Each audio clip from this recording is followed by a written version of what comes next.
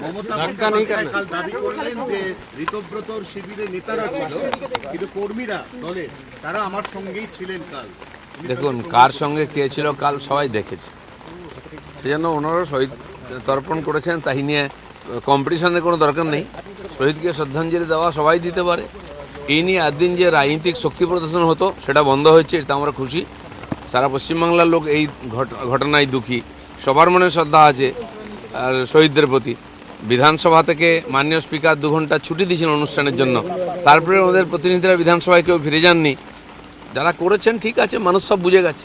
একাধিক জায়গা থেকে এরকম ছবি উঠে এসছে, ভিডিও, যেখানে শহীদ দিবসে যাওয়া কি কংগ্রেস বলুন কি তৃণমূল বলুন, সেই সমস্ত কর্মীদেরকে বাসে উঠে বা বাস থেকে নামিয়ে তাদেরকে বেধড়ক মারধর করা হচ্ছে। অভিযোগ, সবকটা অভিযোগ বিজেপির। আমার তো জানা নেই বিজেপি কোথাও কাউকে আটকে যাওয়া মেরেছে বলে। এইসব মিথ্যা কথা বলে নিজেদের দুর্বলতাকে ঢাকা দেওয়ার চেষ্টা করছেন। আপনারা করেছেন, সরকার সহযোগিতা করেছে। লোক যদি আপনাদের সঙ্গে না থাকে, না আসে, তার জন্য বিজেপি দায়ী নয়। আসল আপনাদের কতটা শক্তি সেটা আজকে বোঝা যাচ্ছে। একদিন তো শক্তি লাগিয়ে ডিম ভাতের লোভ দেখিয়ে নিয়ে আসতেন লোককে, এখন আর লোকে যাচ্ছে না। বন্দ্যোপাধ্যায় কালকে প্রচুর বড় বড় কথা বলেছেন এবং তিনি এবং মমতা বন্দ্যোপাধ্যায় আপনার নাম করে, অভিষেক বন্দ্যোপাধ্যায় তো আপনার নাম কোট করেছেন, করে বলেছেন দিন পাল্টাতে খুব বেশি দেরি নেই, আপনারা যেন সাবধান হয়ে যান। দিন পাল্টেছে বলেই তো এই দিনটা দেখতে হলো। এই পরিবর্তনের জন্য পশ্চিমবাংলার লোক 15 বছর অপেক্ষা করেছে। সেই জন্য আমি তো কিছু বলিনি, কিছু করিনি, আমার সঙ্গে ওনারা যা করেছেন। আর যদি করতাম টেনে রাস্তায় জামা কাপড় খুলে পেটাতাম, আর এখনও করতে পারি। কিন্তু আমাদের একটা সংস্কার আছে, আমাদের নীতি আদর্শ আছে, আমরা করবো না। বড় বড় ডায়লগ মারার আগে একবার যান ডায়মন্ডে ঘুরে আসুন। ককরোচ জনতা পার্টি যন্তর মন্তরে যেটা করলো দিল্লিতে, যে কারণে সংসদ ভবন, সেখানে ইন্টারনেট পর্যন্ত সাসপেন্ড করতে হলো, সেখানে মমতা ব্যানার্জি যোগ দেবেন বলেছেন। শুধুমাত্র মমতা ব্যানার্জিকে কে ডেকেছে যন্তর মন্তরে? ডাকারও তো লোক নেই, সঙ্গে যাওয়ারও লোক নেই। যারা ভাবছেন যে বাংলাদেশ বা নেপাল বা শ্রীলঙ্কার মতো একটা উৎপাত তৈরি করবেন, ভুলে যাবেন না এটা ভারতবর্ষ। এখানকার মানুষ অনেক চিন্তাভাবনা করে ডিসিশন নেন।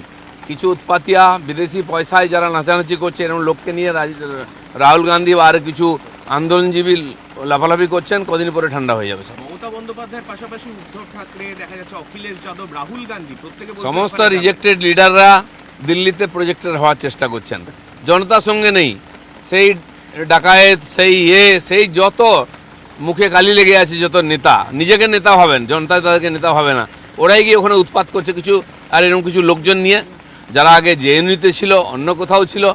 এদের একটা পুরনো অভ্যাস আছে, কখনো ছাত্রদের সামনে করবে, কখনো মহিলাদের সামনে করবে, কখনো কিষানদের সামনে করবে। এই দিয়ে ভারতবর্ষে অব্যবস্থা তৈরি করবে। আজ দেশ যে গতিতে এগোচ্ছে, উন্নয়ন হচ্ছে, বহু দেশ খুশি নয়। তারা এদেরকে পুতুল হিসেবে ব্যবহার করে এখানে এই অব্যবস্থা তৈরি করছে। মদন মিত্রকে ইডির তলব, মদন মিত্র এবং তার পরিবারকে ইডির তলব। দেখুন, তৃণমূলকেও বিজেপি প্রশ্ন নয়, প্রশ্ন হচ্ছে তিনি যদি কোনো আইন বহির্ভূত কাজ করে থাকেন, তাকে আইনের সামনে আসতে হবে। বাংলা ভাষা নিয়ে একদিকে শুভেন্দু অধিকারী বলছেন বাংলা ভাষাকে 1 সেপ্টেম্বর থেকে গুরুত্বপূর্ণ জায়গা দেওয়া হবে, কালকে আবার অভিষেক বন্দ্যোপাধ্যায় বলেছে যে যে ভাষায় বোঝে তাকে সেই ভাষায় বোঝানো হবে। ভাষা নিয়ে কি এখানে একদম না, আমরা তো বুঝিয়ে দিয়েছি, তো পাবলিক এখনো বোঝাচ্ছে। একটু একটু বুঝতে অসুবিধা আছে, সেটা আমরা বুঝিয়ে দেবো দরকার হলে। আমরা জানি কে কি ভাষা জানে।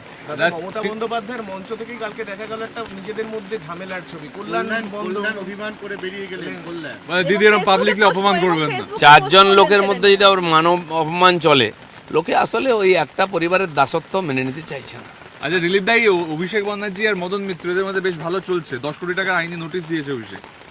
10 কোটি কেন, 600 কোটি টাকার গন্ডগোল আছে, সবে তো শুরু, দেখুন কি হয়। মমতা বন্দ্যোপাধ্যায় তার কর্মীদের বলছেন আপনারা যদি জেলে যান তাই নিয়ে ভাববেন না, আপনারা তাহলে মমতা ব্যানার্জি কি বলছেন তার কর্মীরাও ভাবে না, আমরাও কিছু ভাবি নাই নিয়ে। গতস্থ শোচনা নাস্তি।